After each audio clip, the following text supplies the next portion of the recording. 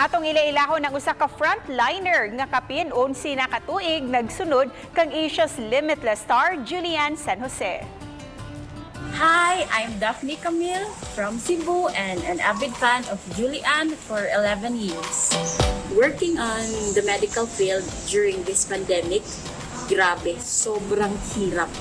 Hindi lang health ko yung iniisip ko, kailangan ko din i-prioridad yung pangangailangan ng iba. Yung music ni Julie sobrang laking tulong sa akin. Yung music niya yung nagsilbing happy pill ko. So I was happy that I was also able to share her music sa mga taong nakapaligid sa akin.